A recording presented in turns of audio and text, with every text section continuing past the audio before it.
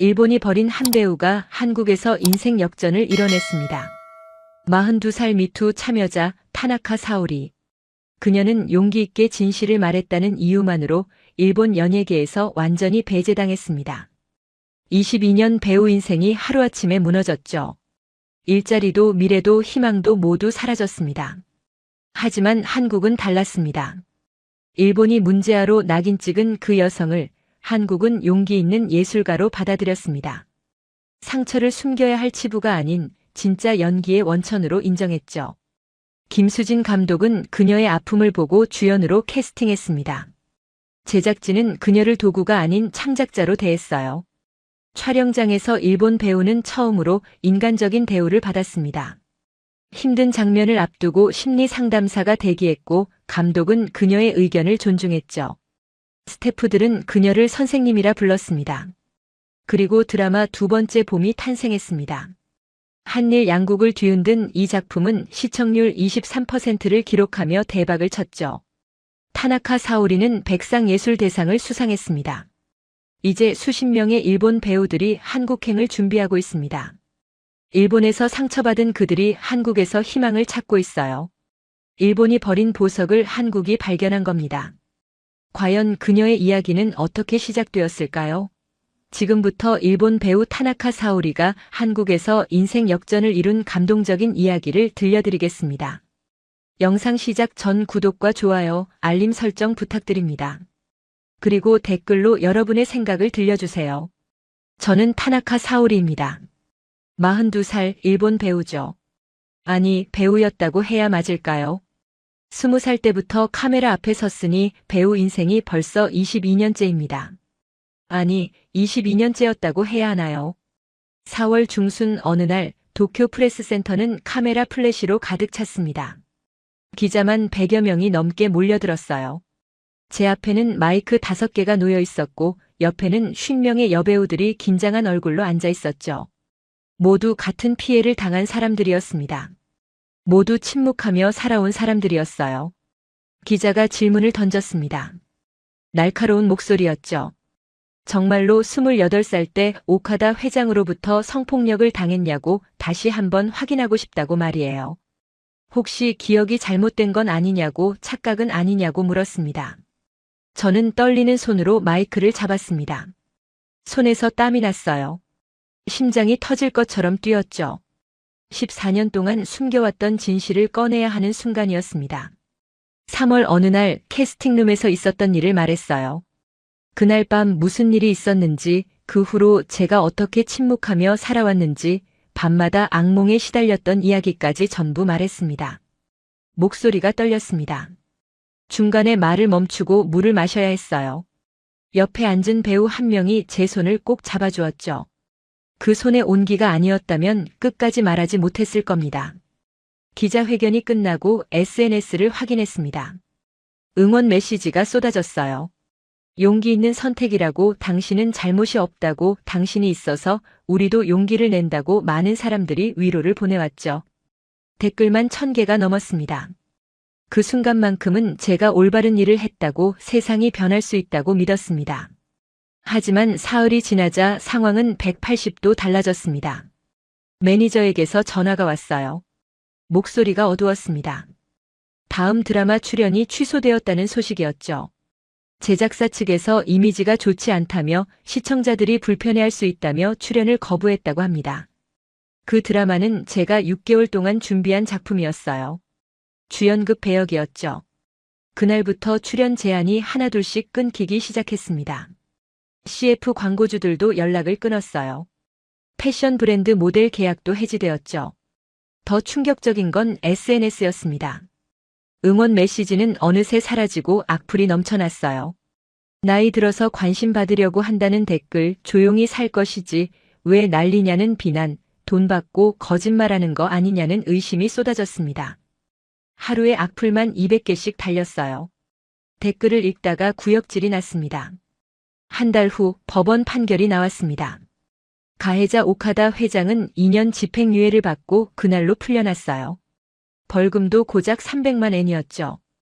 반면 저희 피해자들은 문제아가 되어버렸습니다. 업계에서 저희를 기피했어요. 조용히 묻혀야 할 사건을 왜 꺼내냐며 저희를 비난했죠. 2달이 지나자 더 이상 오디션 연락이 오지 않았습니다. 에이전시는 계약 연장을 거부했어요. 20년 동안 함께 일한 에이전시였는데 말이죠.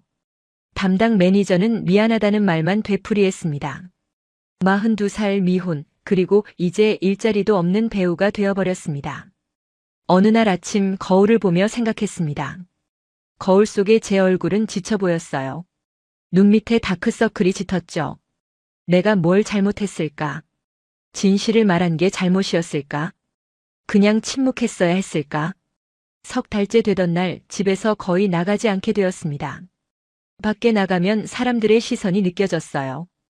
혹시 저를 알아보는 건 아닐까, 손가락질하는 건 아닐까 두려웠죠. 휴대폰에는 미투 참여 배우들의 단체 채팅방이 있었습니다. 모두 비슷한 상황이었어요. 한 배우는 오디션에서 10번 연속 떨어졌다고 했습니다. 면접관이 대놓고 미투 참여자는 곤란하다고 말했다더군요. 다른 배우는 에이전시에서 일방적으로 계약을 해지당했다고 했어요. 보상금도 없이 말이죠.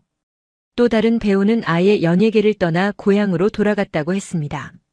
통장을 확인했습니다. 잔고는 80만 엔이었어요. 집세가 한 달에 15만 엔, 생활비가 10만 엔 정도 들어갔죠. 계산해보니 3달이면 바닥날 금액이었습니다. 그 후엔 어떻게 살아야 할까요? 어느 날 밤 어머니에게서 전화가 왔습니다. 걱정스러운 목소리였어요. 이제 그만 정리하고 시골로 내려오라고 어머니가 소개팅을 주선해주겠다고 말씀하셨죠. 적당한 남자 만나서 결혼하고 평범하게 살라고 하셨습니다. 전화를 끊고 한참을 울었습니다. 20살부터 시작한 배우 인생이 이렇게 끝나는 걸까요? 22년이 이렇게 허무하게 끝나는 건가요? 여름 마지막 날 밤 불면증으로 잠을 이루지 못하고 휴대폰을 들여다봤습니다. SNS 피드를 아무 생각 없이 넘기고 있었죠. 행복한 사람들의 게시물이 눈에 들어왔어요. 여행 사진, 결혼 소식, 승진 축하. 모두 제게는 먼 이야기 같았습니다. 그때 광고 하나가 눈에 띄었습니다. 한일 합작 드라마 오디션. 나이 제한 없음. 과거 경력 불문. 저는 멈췄습니다. 과거 경력 불문이라는 문구가 마음에 걸렸어요. 정말일까요? 미투 참여자도 괜찮다는 걸까요? 링크를 클릭했습니다. 연출은 김수진 감독이었습니다. 한국에서 유명한 감독이라고 들었어요. 드라마 주제는 상처받은 여성의 재기였죠. 지원 자격은 단 하나, 연기에 진심인 사람이었습니다. 국적도 나이도 경력도 묻지 않는다고 적혀 있었어요. 마감은 사흘 뒤였습니다. 저는 고민했어요. 또 거절당하면 어떡하죠? 미투 이야기를 하면 또 배제당하는 거 아닐까요? 희망을 가졌다가 다시 무너지는 게 더 아플 것 같았습니다. 새벽 4시 저는 카메라 앞에 섰습니다. 화장도 하지 않은 맨 얼굴이었어요. 머리도 제대로 빗지 않았죠. 있는 그대로의 모습이었습니다. 카메라를 켜고 말했습니다. 저는 타나카 사오리라고 42살 미투 참여자라고 일본에서 배제당했다고 말했어요. 하지만 아직 연기하고 싶다고, 무대에 서고 싶다고, 카메라 앞에 서고 싶다고 말했습니다. 배우가 제 삶의 전부라고, 연기 말고는 할 수 있는 게 없다고 말했죠. 영상을 찍으며 울었습니다. 눈물이 멈추지 않았어요. 떨리는 손으로 제출 버튼을 눌렀습니다. 이게 정말 마지막 기회라고 생각했어요. 이마저 거절당하면 정말 끝이라고 생각했죠. 그렇게 저의 여름이 지나갔습니다. 도쿄의 무덥고 긴 여름, 모든 것을 잃은 여름이었습니다. 영상을 제출하고 2주일이 지났습니다. 매일 이메일함을 열어봤지만 아무 소식이 없었어요. 역시 안 되는 건가, 또 거절당한 건가 생각했죠. 그런데 어느 날 아침 메일함에 새 메일이 하나 도착했습니다. 합격이었습니다. 화면을 몇 번이고 다시 읽었어요. 타나카 사오리님, 당신의 용기에 감동받았다고 적혀 있었죠. 서울에서 뵙겠다는 김수진 감독의 말이 있었습니다. 2주일 후 오디션 일정과 항공권 정보가 함께 왔어요. 손이 떨렸습니다. 웃음이 나왔죠. 얼마 만에 받아보는 합격 통지인지 몰랐어요. 눈물이 났습니다. 기쁨의 눈물이었죠. 하지만 곧 두려움이 밀려왔습니다. 정말 갈 수 있을까요? 또 실망하게 되는 건 아닐까요? 가서 미투 참여자라는 이유로 거절당하면 어떡하죠? 이틀 동안 고민했습니다. 휴대폰을 들었다 놓았다를 반복했어요. 미투 참여 배우들의 채팅방에 물어봤죠. 한국 오디션 제안을 받았는데 가야 할지 모르겠다고 말이에요. 한 선배 배우가 답했습니다. 가보라고. 일본에서 안 되면 다른 곳에서라도 해봐야 한다고. 여기 남아있어도 상황은 나아지지 않는다고 말했어요. 그 말이 결정적이었습니다. 저는 항공권 예약 확정 버튼을 눌렀죠. 9월 중순 인천공항에 도착했습니다. 도쿄를 떠난 지 3시간 만이었어요. 같은 하늘 아래인데 다른 나라였죠. 입국장을 나서는데 제 이름이 적힌 피켓을 든 사람이 보였습니다. 20대 후반으로 보이는 여자 스태프였어요. 환한 미소를 지으며 다가왔죠. 먼 길 오시느라 고생하셨다고 편히 쉬시라고 말했습니다. 일본에서는 경험해 본 적 없는 대우였어요. 일본에서는 오디션 보러 가는 배우를 마중 나와주는 일이 거의 없었거든요. 차 안에서 스태프가 말했습니다. 김수진 감독님이 사오리 씨 영상을 10번도 넘게 보셨다고, 진짜 배우를 찾았다며 기뻐하셨다고 말이에요. 제작진들도 모두 기대하고 있다고 했죠. 가슴이 뛰었습니다. 일본에서 받아본 적 없는 환대였어요. 숙소는 홍대 근처 게스트하우스였습니다. 작지만 깨끗했어요. 창밖으로 서울의 밤거리가 보였죠. 도쿄와는 다른 활기가 느껴졌습니다. 사람들이 자유롭게 웃고 떠들며 걸어다녔어요. 다음 날 아침 오디션장으로 향했습니다. 강남에 있는 작은 스튜디오였어요. 들어가는 순간 놀랐죠. 일본 배우가 50명 정도 있었습니다. 모두 저처럼 일본에서 상처받은 사람들 같았어요. 대기실에서 옆자리에 앉은 배우가 작은 목소리로 말을 걸었습니다. 35살 정도로 보이는 여성이었어요. 자기도 미투에 참여했다고, 일본에서 모든 걸 잃었다고, 여기가 마지막이라고 말했죠. 저는 고개를 끄덕였습니다. 저도 갔다고, 마지막 기회라고 말했어요. 우리는 잠시 말없이 앉아 있었습니다. 같은 아픔을 가진 사람끼리는 말이 필요 없었죠. 1시간 후 제 차례가 왔습니다. 심사장에 들어가니 5명의 심사위원이 앉아 있었어요. 가운데 앉은 사람이 김수진 감독이었습니다. 50대 초반으로 보였죠. 따뜻한 눈빛이었어요. 감독이 먼저 말했습니다. 멀리까지 와줘서 고맙다고, 편하게 해달라고 말이에요. 떨지 말라고, 실수해도 괜찮다고 했습니다. 저는 준비한 연기를 시작했습니다. 성폭력 피해를 당한 후 다시 일어서려는 여자의 독백이었어요. 제 이야기였죠. 14년 동안 삼킨 말들을 쏟아냈습니다. 목소리가 떨렸습니다. 중간에 말이 막혔어요. 하지만 멈추지 않았죠. 끝까지 해냈습니다. 연기가 끝나자 침묵이 흘렀습니다. 몇 초였을까요? 아니면 몇 분이었을까요? 시간이 멈춘 것 같았어요. 그때 김수진 감독이 박수를 쳤습니다. 다른 심사위원들도 따라서 박수를 쳤죠. 감독의 눈가에 눈물이 맺혀 있었습니다. 당신의 상처가 연기에 담겨 있다고, 이게 진짜라고, 이런 연기를 찾고 있었다고 감독이 말했어요. 일본에서는 상처가 흠이었습니다. 숨겨야 할 것이었죠. 감춰야 할 치부였어요. 하지만 여기서는 진짜였습니다. 가치 있는 것이었죠. 심사실을 나오며 눈물을 참았습니다. 복도에서야 울음이 터졌어요. 옆자리에 앉았던 배우가 다가와 어깨를 두드려 주었습니다. 그녀도 울고 있었죠. 이틀 후 제2차 오디션 통과 소식이 왔습니다. 최종 후보 10명 안에 들었다고 했어요. 일주일 후에 마지막 오디션이 있다고 했죠. 그 일주일 동안 저는 서울을 걸어 다녔습니다. 홍대, 명동, 강남을 돌아다녔어요. 도쿄와는 다른 에너지가 느껴졌습니다. 사람들이 살아있었어요. 자유로웠죠. 한강도 걸었습니다. 밤 10시에도 여자 혼자 걷는 게 무섭지 않았어요. 도쿨에서는 상상도 못할 일이었죠. 사람들이 자전거를 타고 운동을 하고 데이트를 하고 있었습니다. 저도 그중 하나가 된 것 같았어요. 마지막 오디션 날이 왔습니다. 이번엔 실제 대본으로 연기하는 거였어요. 상대 배역은 제작진 중 한 명이 맡았죠. 장면은 주인공이 과거의 트라우마를 처음으로 입 밖에 내는 순간이었습니다. 저한테는 익숙한 장면이었어요. 제가 살아온 삶이었으니까요. 촬영장 분위기로 세팅된 공간에서 연기했습니다. 카메라 5대가 저를 향했어요. 조명이 켜졌죠. 저는 그 순간 배우가 아니었습니다. 타나카 사오리 그 자체였어요. 14년간 숨겨온 고통을, 외로움을, 분노를, 그리고 다시 일어서려는 의지를 모두 쏟아냈습니다. 연기가 끝나고 김수진 감독이 다가왔습니다. 손을 꼭 잡았어요. 사오리 씨 3일 후에 다시 연락드리겠다고 좋은 소식이 있을 거라고 말했습니다. 그날 밤 숙소로 돌아와 창밖을 봤습니다. 서울의 밤은 밝았어요. 별은 잘 보이지 않았지만 도시의 불빛이 따뜻했습니다. 휴대폰에 미투 참여 배우들의 단체 채팅방 알림이 떴어요. 한 배우가 일본에서 또 오디션에 떨어졌다는 소식을 올렸습니다. 다른 배우는 아예 연예계를 포기했다고 했죠. 저는 채팅방에 조용히 메시지를 남겼습니다. 한국에서 오디션 봤는데 다르다고, 여기는 상처를 진짜로 본다고, 희망이 있는 것 같다고 썼어요.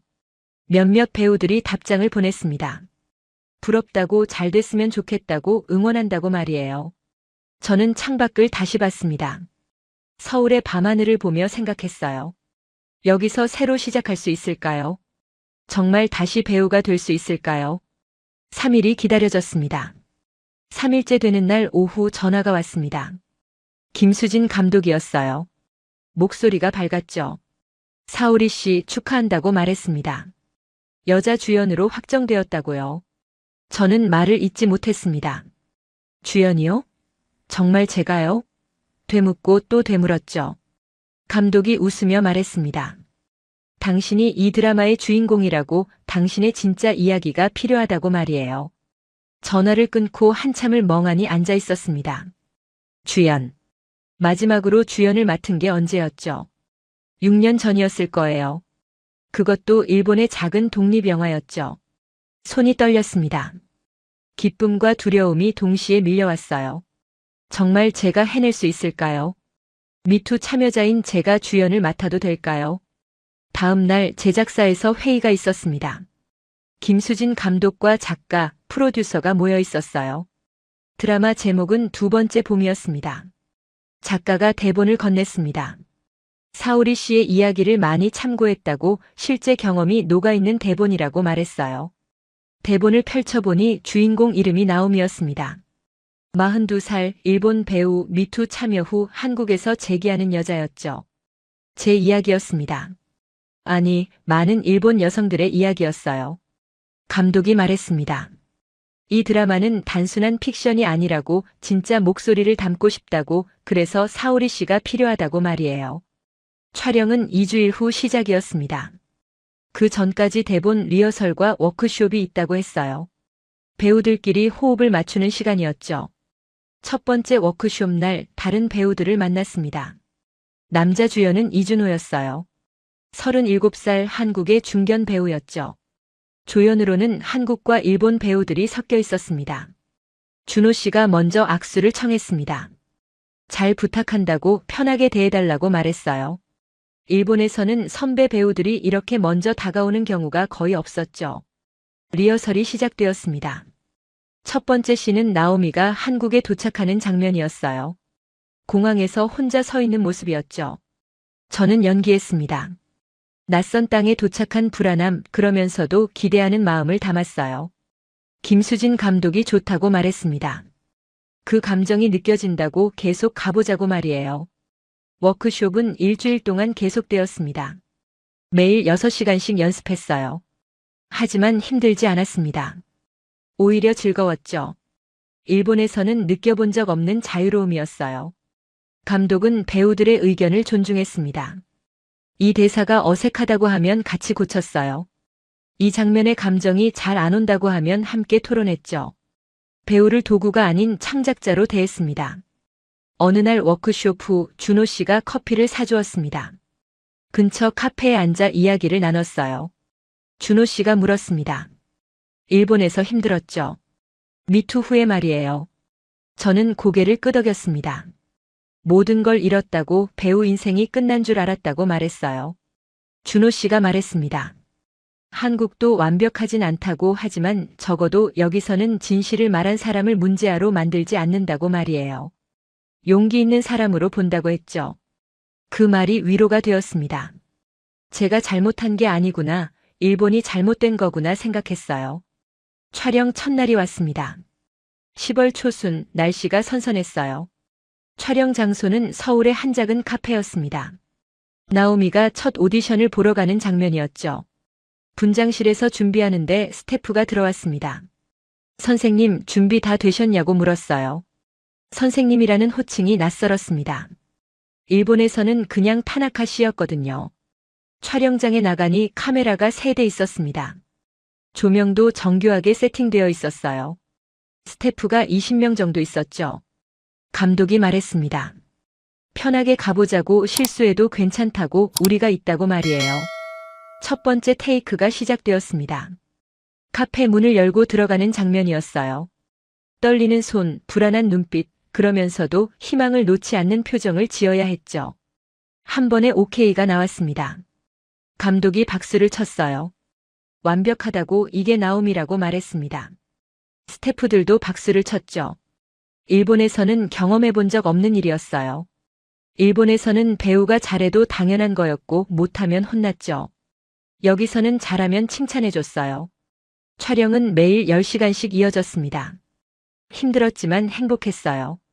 드디어 제가 배우로 인정받는 기분이었죠. 2주일째 되는 날 힘든 장면이 있었습니다. 나오미가 일본에서 당한 성폭력을 회상하는 씬이었어요. 직접적인 장면은 아니었지만 그날의 공포를 표현해야 했죠. 촬영 전 감독이 따로 불렀습니다. 무리하지 말라고, 힘들면 언제든 쉬자고 말했어요. 심리 상담사도 대기하고 있다고 했죠. 저는 괜찮다고 말했습니다. 할 수 있다고, 해야 한다고 말이에요. 이건 제 이야기이기도 하니까요. 촬영이 시작되었습니다. 저는 14년 전 그날을 떠올렸어요. 캐스팅룸의 냄새, 오카다 회장의 목소리, 그날의 공포와 수치심을 모두 끄집어냈습니다. 눈물이 났습니다. 몸이 떨렸어요. 숨을 쉬기 힘들었죠. 컷소리가 났습니다. 스태프들이 조용히 박수를 쳤어요. 감독이 다가와 어깨를 두드렸습니다. 고생했다고, 정말 잘했다고 말이에요. 준비실로 돌아와 한참을 울었습니다. 준호 씨가 조용히 물을 건넸어요. 말없이 옆에 앉아 있어 주었죠. 그날 밤 숙소로 돌아가는 길에 한강을 걸었습니다. 강바람이 시원했어요. 밤하늘을 보며 생각했죠. 일본에서는 상처를 숨겨야 했습니다. 드러내면 배제당했어요. 하지만 여기서는 상처를 예술로 승화시킬 수 있었습니다. 진짜 연기가 될 수 있었죠. 휴대폰에 미투 참여 배우들의 채팅방 알림이 떴습니다. 한 배우가 물었어요. 사오리는 어떠냐고, 한국은 정말 다르냐고 말이에요. 저는 답장을 보냈습니다. 다르다고, 여기서는 배우로 대접받는다고, 상처가 약점이 아니라 강점이 된다고 썼어요. 며칠 후 5명의 일본 배우들이 한국행을 결심했다는 소식이 들렸습니다. 제 이야기를 듣고 용기를 냈다고 했어요. 저는 그제야 깨달았습니다. 제가 여기서 잘하는 게 단지 저만을 위한 게 아니라는 걸요. 일본에서 상처받은 많은 여성들에게 희망이 될 수 있다는 걸 알았죠. 촬영은 3달 동안 계속되었습니다. 매일이 배움이었고 성장이었어요. 42살에 다시 배우가 되어가는 기분이었습니다. 촬영 2달째 저는 매일 밤 한강을 걸었습니다. 도쿄와는 달랐어요. 밤 10시에도 여자 혼자 걷는 게 무섭지 않았죠. 사람들이 자유롭게 조깅하고 자전거를 타고 앉아서 맥주를 마셨습니다. 저도 그들 중 하나가 된 것 같았어요. 어느 날 저녁 촬영이 일찍 끝났습니다. 평소보다 이른 시간에 한강을 찾았죠. 8시쯤이었을 거예요. 석양이 강물에 반짝이고 있었습니다.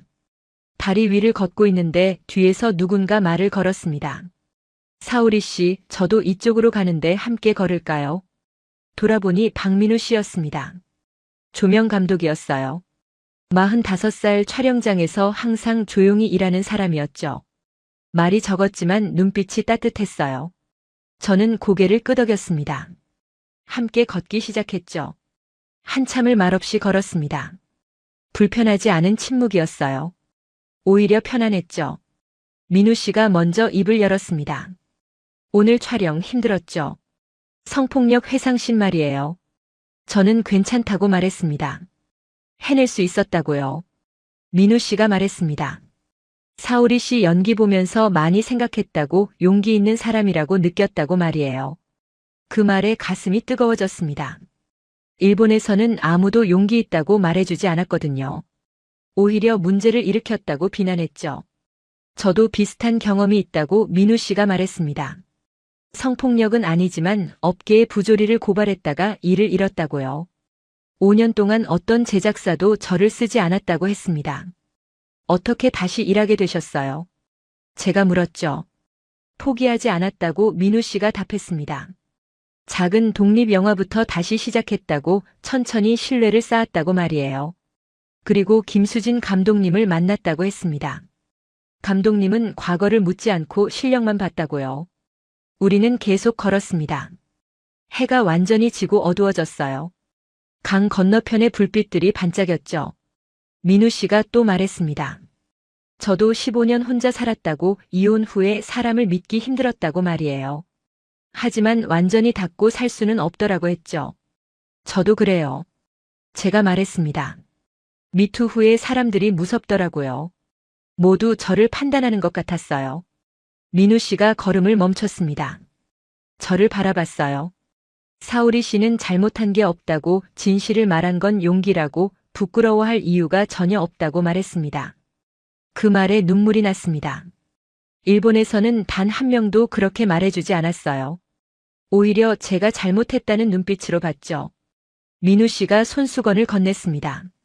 조용히 기다려 주었어요. 눈물을 닦고 다시 걷기 시작했습니다. 이상하게 마음이 편해졌어요. 이 사람 앞에서는 숨기지 않아도 될 것 같았죠. 그날 이후 민우 씨와 자주 한강을 걸었습니다. 촬영이 끝나면 자연스럽게 만났어요. 많은 이야기를 나눴죠. 민우 씨는 부산 출신이었습니다. 25살에 서울로 올라와 조명 일을 시작했다고 했어요. 30살에 결혼했지만 35살에 이혼했다고요. 아이는 없었다고 했습니다. 이혼 이유를 물으니 민우 씨가 웃으며 말했습니다. 제가 일에 너무 빠져 살았다고 집에 거의 없었다고요. 아내가 외로워했다고 했죠. 이해한다고 제 잘못이 맞다고 말했습니다. 그 후로는 일과 자신의 균형을 맞추며 살았다고 했어요. 천천히 살기로 했다고요. 저도 제 이야기를 했습니다. 20살에 배우가 된 것, 22년 동안 카메라 앞에서 산 것, 그리고 14년 전 그날 일까지 모두 말했어요. 민우 씨는 끝까지 들어주었습니다. 중간에 끊지 않았어요. 판단하지도 않았죠. 그냥 들어줬습니다. 이야기를 마치자 민우 씨가 말했습니다. 그런 일을 겪고도 계속 연기한 게 대단하다고, 포기하지 않은 게 용기라고 말이에요. 그 말이 위로가 되었습니다. 누군가 제 삶을 있는 그대로 받아들여주는 게 이렇게 따뜻한 일인지 처음 알았어요. 촬영 석 달째 민우 씨가 조용히 물었습니다. 촬영 끝나면 한국에 남을 거냐고요. 저는 망설였습니다. 생각해보지 않은 건 아니었어요. 하지만 확신이 없었죠. 한국에서 계속 일할 수 있을까요? 드라마가 끝나면 또 버려지는 건 아닐까요? 민우 씨가 말했습니다. 천천히 생각해보라고. 한국도 완벽하진 않지만 적어도 재기의 기회는 준다고 말이에요. 그리고 조용히 덧붙였죠. 제가 있으니까 외롭진 않을 거라고요. 가슴이 뛰었습니다. 이건 무슨 의미일까요? 민우 씨도 저를 그렇게 보는 걸까요? 어느 날 밤 한강 다리 위에 섰습니다. 바람이 세게 불었어요. 민우 씨가 자기 재킷을 벗어 제 어깨에 걸쳐 주었습니다. 춥죠? 감기 걸리면 안 되는데 말이에요. 저는 재킷을 꼭 잡았습니다. 민우 씨의 온기가 느껴졌어요. 민우 씨가 말했습니다. 사오리 씨, 제가 너무 빠르게 다가가는 것 같으면 말해주세요. 천천히 갈게요. 저는 고개를 저었습니다. 아니에요. 괜찮아요. 오히려 고맙다고 말했죠. 민우 씨가 손을 내밀었습니다. 저는 잠시 망설이다 그 손을 잡았어요. 우리는 그렇게 한강 다리 위에 서 있었습니다. 바람이 불고 강물이 흐르고 불빛들이 반짝이는 가운데요. 42살에 처음 느껴보는 감정이었습니다. 누군가 저를 온전히 받아들여주는 것, 숨기지 않아도 되는 것, 있는 그대로의 저를 좋아해주는 것 말이에요. 일본에서는 늘 무언가를 숨겨야 했습니다. 나이를 숨기고 과거를 숨기고 감정을 숨기며 살았어요. 하지만 민우 씨 앞에서는 그럴 필요가 없었죠. 그날 밤 숙소로 돌아가는 길에 휴대폰을 봤습니다. 일본의 어머니에게서 메시지가 와 있었어요. 언제 돌아오냐는 내용이었죠. 저는 잠시 생각했습니다. 돌아가야 할까요? 일본으로 말이에요. 아니요. 돌아가고 싶지 않았습니다. 여기가 좋았어요. 서울이, 이 사람들이, 그리고 민우 씨가 좋았습니다. 어머니에게 답장을 보냈습니다. 조금 더 있을 것 같다고, 여기서 좋은 사람들을 만났다고, 행복하다고 썼어요. 창밖을 봤습니다.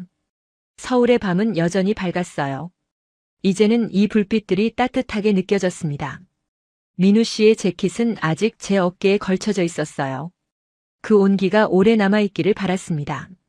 촬영 석 달째 되던 주 가장 힘든 장면이 남아있었습니다. 드라마 속 나오미가 일본의 제작사 회장에게 성폭력을 당하는 장면이었어요. 직접적인 묘사는 없었지만 그 순간의 공포와 절망을 표현해야 했죠. 촬영 일주일 전부터 잠을 이루지 못했습니다. 밤마다 14년 전 그날이 떠올랐어요. 캐스팅룸의 냄새, 오카다 회장의 목소리, 도망가고 싶었지만 얼어붙었던 그 순간 말이에요. 민우 씨가 걱정했습니다. 괜찮냐고 무리하지 말라고 말했어요. 촬영을 미뤄달라고 감독님께 말하겠다고도 했죠. 저는 고개를 저었습니다. 괜찮다고 해야 한다고 말했어요. 이건 제 이야기이기도 하고 많은 여성들의 이야기이기도 하니까요. 피하면 안 된다고 생각했습니다.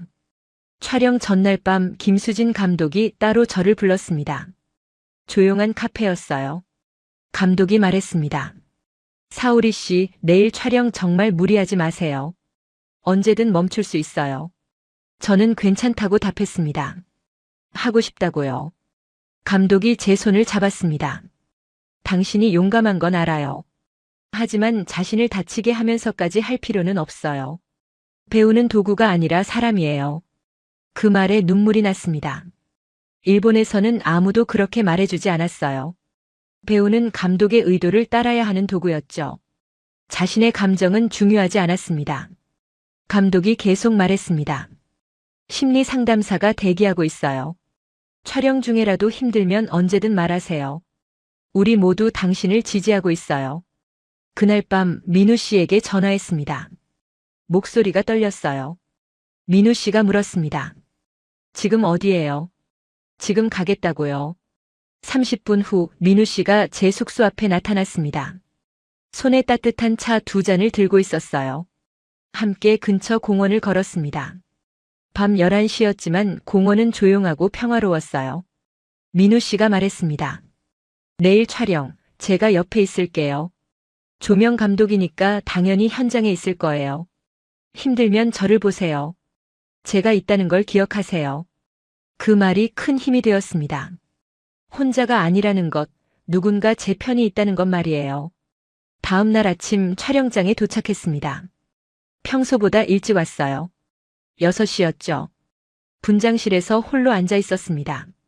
거울 속 제 얼굴을 봤어요. 떨리고 있었죠. 노크 소리가 났습니다. 준호 씨였어요. 사오리 씨, 오늘 상대 연기 제가 하기로 했어요. 최대한 편하게 할 수 있도록 배려할게요. 고맙다고 말했습니다. 준호 씨는 항상 배려가 깊었어요. 9시 촬영이 시작되었습니다. 세트는 일본의 제작사 사무실이었어요. 14년 전 그 캐스팅룸과 비슷했죠. 세트에 들어서는 순간 숨이 막혔습니다. 손이 떨렸어요. 14년 전으로 돌아간 것 같았습니다. 민우 씨가 조명을 조정하며 제게 눈빛을 보냈습니다. 괜찮다는 듯이 고개를 끄덕였어요. 저도 고개를 끄덕였죠.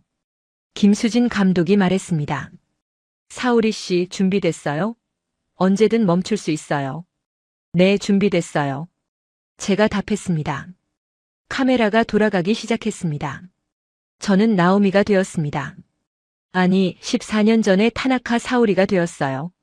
28살 미래를 꿈꾸던 젊은 배우였죠. 준호 씨가 회장 역할로 들어왔습니다. 대사가 시작되었어요. 캐스팅하고 싶다는 말, 조건이 있다는 말, 점점 더 가까이 다가오는 모습이었죠. 제 몸이 얼어붙었습니다. 연기가 아니었어요. 진짜 그날의 공포가 되살아났죠. 도망가고 싶었습니다.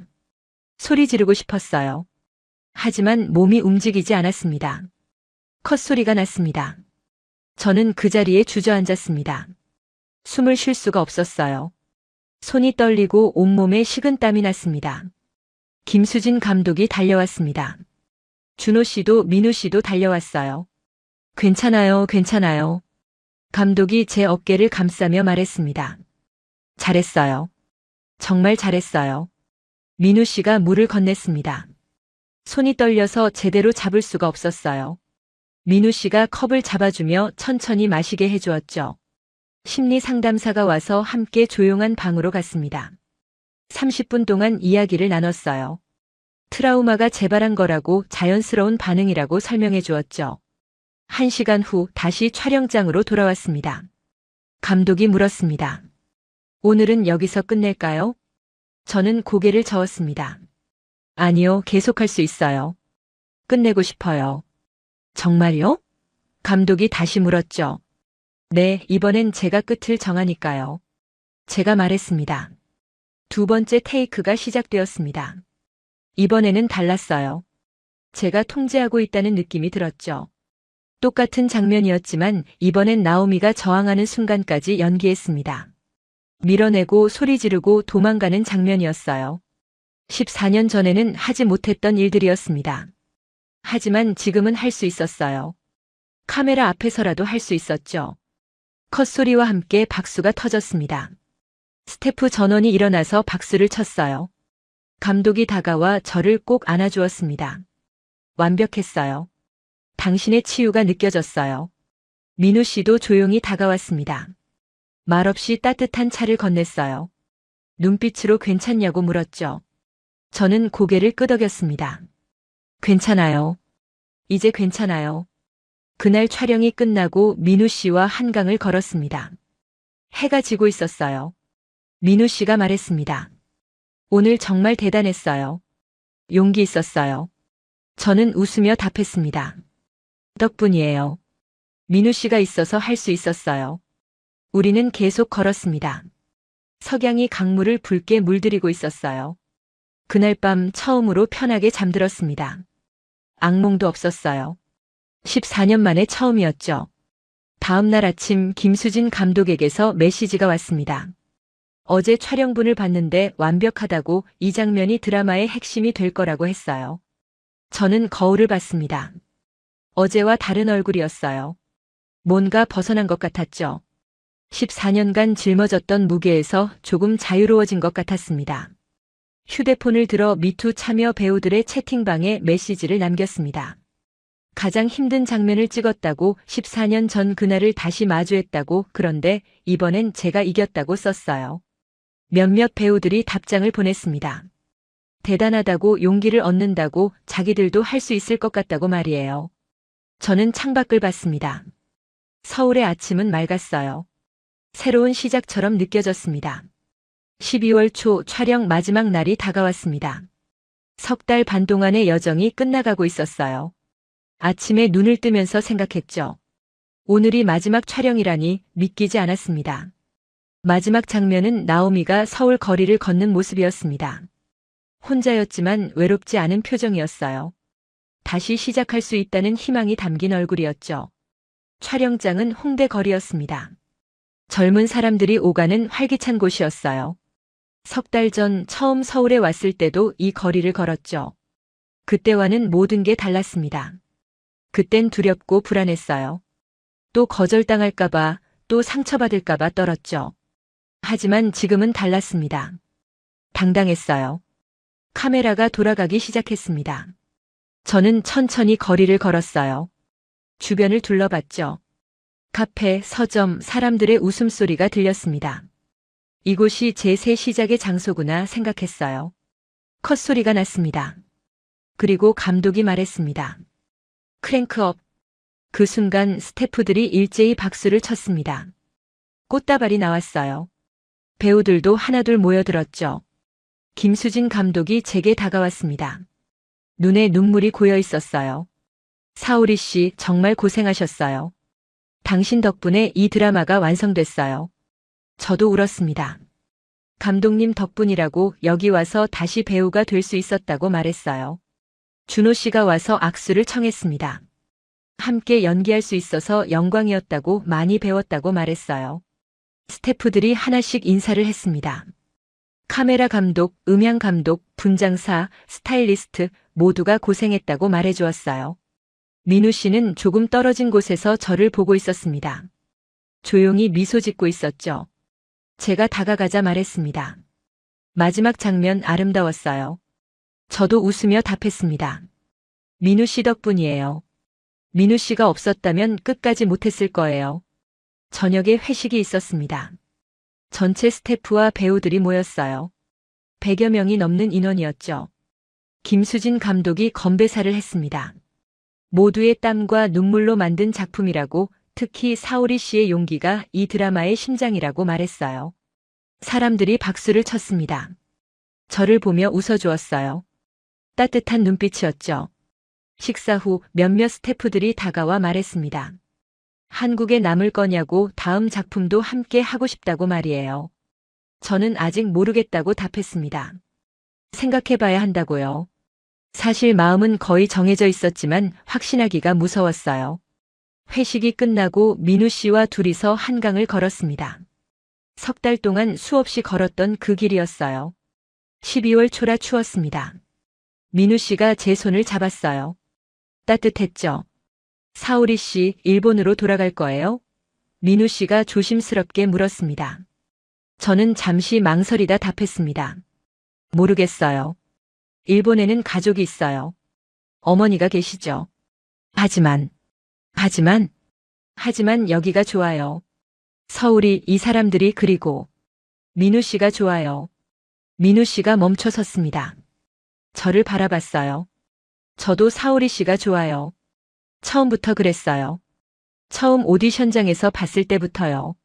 정말요? 제가 물었죠. 네. 당신의 연기를 보면서 생각했어요. 진짜 배우구나. 그리고 같이 한강을 걸으면서 알았어요. 이 사람과 함께하고 싶다고요. 저는 가슴이 뛰었습니다. 42살에 처음 느끼는 감정이었어요. 천천히 가도 될까요? 제가 물었습니다. 저는 처음이에요. 이렇게 누군가를 좋아하는 게요. 민우 씨가 웃었습니다. 저도 오랜만이에요. 15년 만이에요. 천천히 가요. 서두르지 말아요. 우리는 계속 걸었습니다. 손을 잡은 채로요. 다음 날 제작사에서 미팅이 있었습니다. 드라마 후반 작업 일정과 방영 계획에 대한 회의였어요. 김수진 감독이 말했습니다. 방영은 3개월 후 봄이라고, 그때쯤 한일 양국에서 동시 방영된다고 했어요. 그리고 덧붙였죠. 사오리 씨, 다음 작품도 함께하고 싶어요. 지금부터 시놉시스를 준비하고 있어요. 정말요? 저는 놀라서 물었습니다. 네. 당신 같은 배우는 흔치 않아요. 진짜를 담을 수 있는 배우요. 집으로 돌아가는 길 휴대폰을 봤습니다. 일본 어머니에게서 전화가 와 있었어요. 받지 못했죠. 다시 전화를 걸었습니다. 어머니가 물었어요. 언제 돌아오냐고요. 저는 깊게 숨을 쉬었습니다. 어머니, 저 한국에 좀 더 있으려고요. 아니, 여기서 살려고요. 뭐라고? 어머니가 놀라셨어요. 여기서 다음 작품도 하기로 했어요. 그리고 좋은 사람도 만났어요. 어머니는 잠시 침묵하시다 말씀하셨습니다. 거기서 행복하니? 네, 행복해요. 처음으로요. 그럼 됐다. 어머니가 말씀하셨어요. 엄마는 내가 행복하면 돼. 가끔 얼굴 보러 와라.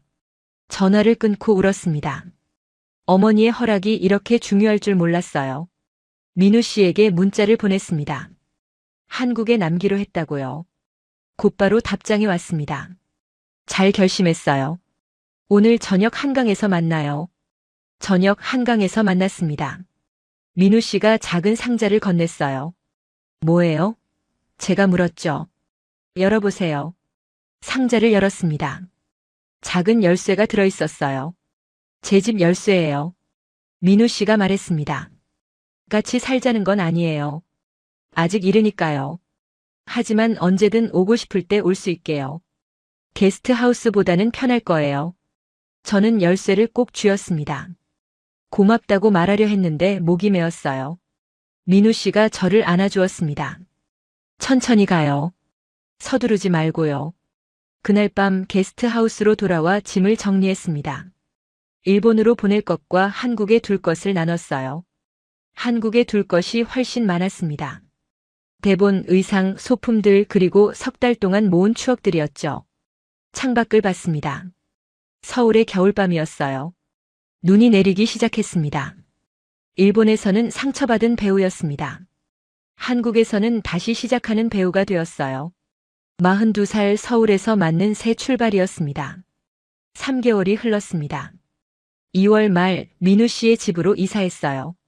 마포구의 작은 투룸 아파트였죠. 결혼하자는 건 아니었어요. 그냥 함께 사는 거였습니다. 천천히 가기로 했으니까요. 첫날 밤 민우 씨가 말했습니다. 편하게 지내요. 여기가 사오리 씨 집이에요. 저는 웃으며 답했습니다. 우리 집이에요. 아침에 일어나면 민우 씨가 커피를 내려주었습니다. 저는 간단한 아침을 만들었어요. 일본식 된장국과 계란말이였죠. 민우 씨는 맛있다며 매일 아침 먹었습니다. 3월 초 드라마 방영일이 다가왔습니다. 김수진 감독에게서 연락이 왔어요. 시사회를 한다고 언론과 관계자들을 초대한다고 했죠. 긴장되었습니다. 사람들이 어떻게 볼까요? 시사회 당일 민우 씨가 함께 갔습니다. 정장을 차려입었어요. 멋있었죠. 극장에 들어서니 100여 명이 넘는 사람들이 있었습니다. 기자들, 평론가들, 업계 관계자들이었어요. 일본 언론도 몇몇 와 있었죠. 드라마가 시작되었습니다. 스크린에 제 얼굴이 나타났어요. 처음 오디션 보러 서울에 왔던 장면이었죠. 이상했습니다. 제 모습인데 낯설었어요. 화면 속의 타나카 사오리는 불안해하면서도 희망을 놓지 않고 있었죠. 석 달 전 그때가 떠올랐습니다. 정말 막막했었어요. 마지막이라고 생각했죠. 드라마는 계속 진행되었습니다. 오디션 장면 합격 통지, 촬영 시작, 그리고 가장 힘들었던 성폭력 씬까지요. 그 장면이 나왔을 때 극장이 조용해졌습니다. 숨소리조차 들리지 않았어요. 민우 씨가 제 손을 꼭 잡아주었죠. 화면 속에서 나오미가 울고 있었습니다. 저도 같이 울었어요. 그날의 고통이 다시 떠올랐죠. 하지만 드라마는 거기서 끝나지 않았습니다. 나오미가 다시 일어서는 장면이 이어졌어요. 한강을 걷고 사람들과 대화하고 점점 웃음을 되찾는 모습이었죠. 마지막 장면은 나오미가 홍대 거리를 걷는 모습이었습니다. 혼자였지만 외롭지 않은 얼굴이었어요. 카메라가 점점 멀어지면서 드라마가 끝났죠. 엔딩 크레딧이 올라가는 동안 극장은 여전히 조용했습니다. 그러다 한 사람이 박수를 치기 시작했어요. 그리고 모두가 일어서서 박수를 쳤죠. 김수진 감독이 무대에 올라갔습니다. 저도 함께 올라가라고 손짓했어요. 떨리는 다리로 무대에 올랐습니다. 조명이 눈부셨어요. 감독이 말했습니다. 이 드라마는 한 명의 용기 있는 배우 덕분에 만들어졌다고 타나카 사오리 씨에게 박수 부탁한다고 말이에요. 사람들이 다시 박수를 쳤습니다. 저는 고개를 숙여 인사했어요. 한 기자가 질문했습니다. 일본에서 미투로 어려움을 겪으셨는데 이 작품을 하게 된 계기가 뭐냐고요. 저는 마이크를 잡고 답했습니다. 일본에서 모든 걸 잃었다고 하지만 한국에서 다시 기회를 얻었다고 여기서 상처가 약점이 아니라 강점이 되었다고 말했어요. 또 다른 기자가 물었습니다. 앞으로 계획이 뭐냐고요. 한국에서 계속 활동할 거라고 답했습니다. 여기가 제 두 번째 고향이라고요. 시사회가 끝나고 여러 사람들이 다가왔습니다. 한국 제작사들이었어요. 다음 작품 제안이 들어왔죠. 4개나 되었습니다. 일본 언론도 인터뷰를 요청했어요. 한 명씩 만났죠. 일본 기자가 물었습니다. 일본 업계를 원망하지 않냐고요. 저는 고개를 저었습니다. 원망보다는 안타까움이라고 일본도 변했으면 좋겠다고 말했어요. 진실을 말한 사람을 보호하는 사회가 되었으면 한다고요. 그날 밤 민우 씨와 집으로 돌아왔습니다. 소파에 앉아 뉴스를 봤어요. 드라마 소식이 메인 뉴스에 나왔습니다. 한일 합작 드라마 두 번째 봄이 화제라고 미투 문제를 정면으로 다뤘다고 보도했죠. 일본 뉴스도 확인했습니다. 일본이 버린 배우 한국에서 재기하다는 제목이었어요. 휴대폰에 메시지가 쏟아졌습니다. 미투 참여 배우들의 채팅방이 난리였어요. 사오리 언니 드라마 봤어요. 눈물 났어요. 저도 한국 가고 싶어요. 기회가 있을까요? 용기 얻었어요. 저도 다시 시작해 볼게요. 저는 한 명 한 명 답장을 보냈습니다. 포기하지 말라고, 기회는 온다고, 진실을 말한 우리가 잘못한 게 아니라고 썼어요. 2주일 후 드라마가 정식 방영되었습니다. 시청률은 첫 회부터 높았어요. 한국에서 12%, 일본에서는 8%를 기록했죠. 케이블 드라마로는 이례적인 수치였습니다. SNS가 난리였습니다. 해시태그가 실시간 검색어 1위에 올랐어요. 댓글을 읽어봤습니다. 대부분 응원이었어요. 진짜 연기다. 눈물이 멈추지 않았다. 미투 참여자들에게 희망을 주는 드라마. 일본은 왜 이런 배우를 버렸을까? 한국이 일본 배우를 살렸다. 악플도 있었습니다. 하지만 얼마 안 됐어요. 응원이 훨씬 많았죠. 4주일 후 시청률은 18%까지 올랐습니다. 한일 양국에서 화제였어요. 김수진 감독에게서 연락이 왔습니다. 시즌2를 만들자고, 이번에는 한국에 온 일본 여성들의 이야기를 담자고 했어요. 저는 흔쾌히 수락했습니다. 어느 날 저녁 민우 씨와 한강을 걸었습니다. 4월 초였어요. 벚꽃이 피기 시작했죠. 민우 씨가 말했습니다. 1년 전 상상했어요? 지금 이 모습을요. 저는 고개를 저었습니다. 상상도 못했어요. 1년 전엔 모든 게 끝난 줄 알았죠. 그런데 지금은요? 지금은 시작인 것 같아요. 진짜 시작이요. 우리는 벚꽃 아래를 걸었습니다. 꽃잎이 바람에 날렸어요. 4월 서울의 봄이었습니다. 제 인생의 두 번째 봄이었죠. 휴대폰을 꺼내 사진을 찍었습니다. 벚꽃과 한강과 저와 민우 씨가 함께 있는 사진이었어요. 일본 어머니에게 사진을 보냈습니다. 행복하다는 메시지와 함께요. 곧 답장이 왔습니다. 좋아 보이는구나. 다음 주에 서울 갈게. 저는 웃었습니다. 어머니에게 서울을 보여드리고 싶었어요. 민우 씨도 소개하고 싶었죠. 그날 밤 집에 돌아와 거울을 봤습니다. 1년 전과는 다른 얼굴이었어요. 웃고 있었죠. 진짜 웃음이었습니다. 42살, 너무 늦은 나이가 아니었어요. 오히려 딱 맞는 나이였죠. 이제야 진짜 제 인생이 시작되는 것 같았습니다. 1년이 흘렀습니다. 이제 서울은 완전히 제 집이 되었어요. 아침에 눈을 뜨면 한강이 보이는 아파트였죠. 민우 씨와 함께 산 지도 1년이 넘었습니다. 결혼은 아직 하지 않았어요. 서두를 필요가 없었죠. 지금처럼 함께 사는 것만으로도 충분히 행복했습니다. 드라마 두 번째 봄 시즌2는 대박이 났었죠. 한국에서 23%, 일본에서 15%의 시청률을 기록했습니다. 여러 상도 받았어요. 백상예술대상 여자 최우수연 기상을 받았습니다. 시상식장에서 상을 받을 때 울었어요. 42살에 받는 첫 대상이었죠. 수상 소감으로 말했습니다. 일본에서 모든 걸 잃었을 때 한국이 손을 내밀어 주었다고, 이 상은 저 혼자의 것이 아니라 상처받은 모든 여성들의 것이라고요. 객석에서 민우 씨가 박수를 쳐주었습니다. 김수진 감독도 웃으며 일어서 계셨어요. 시즌2 촬영도 잘 끝났습니다. 이번에는 일본에서 한국으로 온 5명의 여성 이야기였어요. 실제 미투 참여 배우들을 캐스팅했죠. 모두 일본에서 상처받고 한국에서 재기한 사람들이었습니다.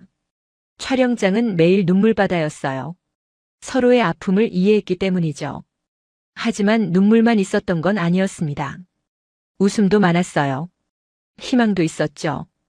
6월 어느 날 일본 방송국에서 연락이 왔습니다. 인터뷰 요청이었어요. 일본 미투 운동 3주년 특집 프로그램이었죠. 처음에는 거절하려 했습니다. 일본은 여전히 두려웠거든요. 하지만 민우 씨가 말했습니다. 가보는 게 어때요? 당신의 이야기가 필요한 사람들이 있을 거예요. 저는 고민 끝에 수락했습니다. 민우 씨가 함께 가주었어요. 도쿄에 도착했을 때 긴장되었습니다. 2년 만에 도쿄였죠. 많은 것이 변했지만 동시에 변하지 않은 것도 많았어요. 방송국에 도착하니 미투 참여 배우들이 10여 명 와 있었습니다. 오랜만에 보는 얼굴들이었어요. 한 선배 배우가 다가왔습니다. 사오리 잘 지냈어? 드라마 봤어. 멋있더라. 저는 포옹하며 답했습니다. 언니도 잘 지내셨어요? 그럭저럭. 아직 일은 없지만 포기하지 않고 있어. 프로그램이 시작되었습니다. 사회자가 저에게 물었어요. 한국에서의 삶은 어떠냐고요? 저는 솔직하게 답했습니다. 한국에서 다시 배우가 되었다고 상처가 약점이 아니라 강점이 되는 곳이었다고, 진실을 말한 사람을 지지하는 사회였다고 말했어요. 스튜디오가 조용해졌습니다. 일본 배우들의 표정이 복잡했어요. 한 후배 배우가 물었습니다. 일본을 원망하냐고요? 저는 고개를 저었습니다. 원망보다는 변화를 바란다고, 일본도 진실을 말하는 사람을 보호하는 사회가 되었으면 좋겠다고 말했어요. 방송 후 여러 배우들이 개인적으로 물었습니다. 자기들도 한국에 갈 수 있냐고, 기회가 있냐고요. 저는 김수진 감독의 연락처를 알려주었습니다. 그리고 말했죠. 포기하지 말라고, 기회는 온다고요. 도쿄에서 이틀을 머물렀습니다. 어머니를 만났어요. 오랜만이었죠. 어머니는 많이 늙어 계셨습니다.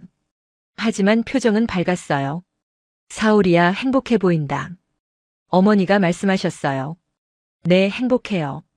제가 답했죠. 그 남자 사진 보여줘봐. 민우라고 했지? 저는 휴대폰에서 민우 씨 사진을 보여드렸습니다. 어머니가 웃으며 말씀하셨어요. 눈빛이 착하네. 잘 만났다. 언제 결혼해? 어머니가 물으셨죠. 천천히요. 서두르지 않기로 했어요. 그래, 천천히 해. 중요한 건 행복이야. 도쿄를 떠나는 날 공항으로 가는 길에 옛날 아파트를 지나쳤습니다. 1년 반 전까지 살던 곳이었죠. 그때의 저를 생각했습니다.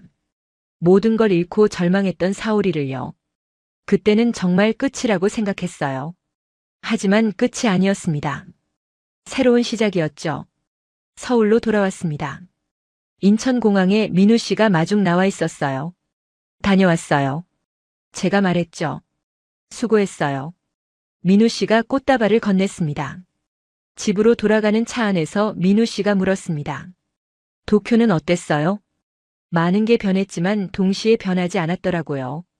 하지만 저는 완전히 달라졌어요. 좋은 의미로요? 네, 좋은 의미로요. 다음 날 김수진 감독에게서 연락이 왔습니다. 새 프로젝트를 의논하고 싶다고요. 감독실에 가니 대본 한 권이 놓여 있었습니다. 제목은 세 번째 인생이었어요. 감독이 설명했습니다. 50대가 된 여성이 또다시 새로운 도전을 하는 이야기라고, 이번에도 사오리 씨가 주연이었으면 좋겠다고 말이에요. 저는 대본을 펼쳐봤습니다. 첫 페이지를 읽는데 가슴이 뛰었어요. 또 다른 제 이야기 같았죠. 하겠습니다. 제가 답했어요. 그날 저녁 민우 씨와 한강을 걸었습니다. 이제는 습관이 되어버린 산책이었어요. 민우 씨가 말했습니다. 사오리 씨, 우리 결혼할까요?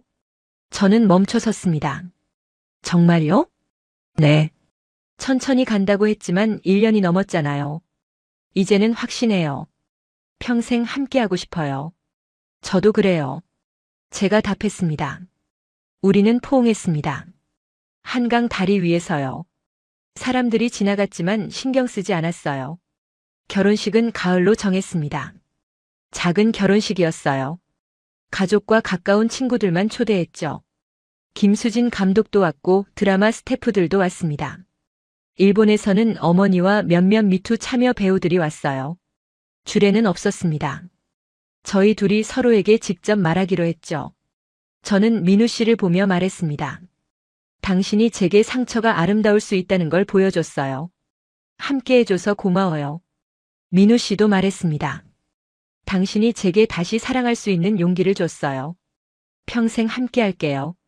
하객들이 박수를 쳤습니다. 저는 울었어요. 행복한 눈물이었죠. 피로연이 끝나고 모두가 떠난 후 민우 씨와 둘이 한강을 걸었습니다. 시작이 여기였죠. 제가 말했어요. 맞아요. 민우 씨가 답했습니다. 그리고 앞으로도 계속 여기를 걸을 거예요. 우리는 손을 잡고 걸었습니다. 가을바람이 불었어요. 낙엽이 떨어졌죠. 저는 하늘을 봤습니다. 별이 보였어요. 서울에서는 별을 잘 볼 수 없지만 그날은 보였습니다. 43살 서울에서 시작하는 새 인생이었습니다. 배우로서, 아내로서, 그리고 한 명의 여성으로서요. 일본에서 받은 상처는 아직도 남아 있습니다. 가끔 악몽을 꾸기도 해요. 하지만 이제는 혼자가 아닙니다. 민우 씨가 있고 이곳 사람들이 있죠. 다음 날 아침 민우 씨가 커피를 내려주었습니다. 저는 아침을 만들었어요. 식탁에 앉아 함께 식사를 했습니다. 평범한 아침이었어요. 하지만 제게는 특별했죠. 이런 평범한 행복이 제게 올 줄 몰랐습니다. 창밖을 봤습니다. 서울의 가을 아침이었어요. 햇살이 따뜻했죠. 타나카 사오리의 두 번째 봄은 이렇게 계속되고 있습니다. 타나카 사오리의 이야기는 한국이 왜 전 세계 인재들의 희망이 되는지를 보여줍니다. 일본에서 미투 참여자라는 이유로 모든 걸 잃은 42살 배우. 그녀가 한국에서 다시 일어섰습니다. 주연 배우가 되었고 백상예술대상을 받았으며 사랑하는 사람을 만나 결혼까지 했죠. 일본이 버린 인재를 한국이 품었고 그 결과는 놀라웠습니다. 이건 단순히 한 배우의 성공 스토리가 아닙니다. 한국 사회의 포용성과 공정함을 증명하는 이야기죠. 과거의 상처가 아닌 현재의 실력으로 사람을 평가하는 문화, 진실을 말한 용기를 인정하는 사회, 재기의 기회를 주는 시스템이 만들어낸 기적입니다. 현재 타나카 사오리는 한국에서 가장 주목받는 배우 중 한 명이 되었습니다. 그녀의 뒤를 따라 수십 명의 일본 배우들이 한국행을 선택했어요. 일본 언론은 한국이 일본 인재를 빼앗아간다며 보도했지만 진실은 다릅니다. 한국은 빼앗은 게 아니라 구해준 겁니다. 이 이야기는 한국의 문화적 힘을 보여줍니다. K-드라마, K-영화가 전 세계를 사로잡는 이유가 바로 이런 진정성과 포용성에 있죠. 상처받은 사람을 일으켜 세우고 재능 있는 사람에게 기회를 주는 한국의 문화가 세계를 감동시키고 있습니다. 42살 결코 늦지 않았습니다. 타나카 사오리처럼 한국에서 새로운 시작을 하는 사람들이 계속 늘어나고 있어요. 여러분은 이 이야기를 어떻게 보셨나요? 댓글로 의견을 나눠주시고 구독과 좋아요로 응원해주세요. 알림 설정하시면 더 감동적인 이야기들을 놓치지 않으실 수 있습니다. 감사합니다. 감사합니다. 감사합니다. 감사합니다. 감사합니다. 감사합니다. 감사합니다.